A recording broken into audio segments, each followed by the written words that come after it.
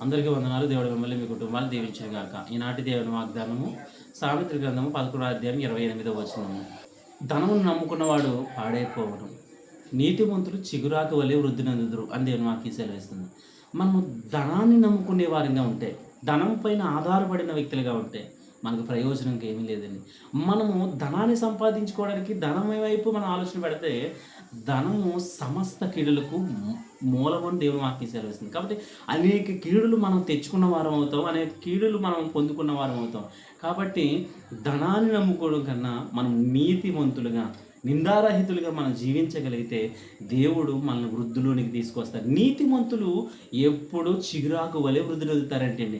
ఎలాగైతే ఒక చెట్టు చిగురొచ్చి ఆ చిగురు ఎలా అయితే వృద్ధి చెంది ఫలాలు ఇచ్చే విధంగా ఆ చెట్టు వృక్షం అవుతుందో, అలాగే నిన్ను కూడా దేవుడు నువ్వు ఎప్పుడైతే నీతిమంతుడిగా ఉంటావో, నిందారహితుడిగా ఉంటావో, నీ జీవితాన్ని కూడా దేవుడు అంతగా వర్ధిల్లింపజేయబోతూ ఉన్నాడు.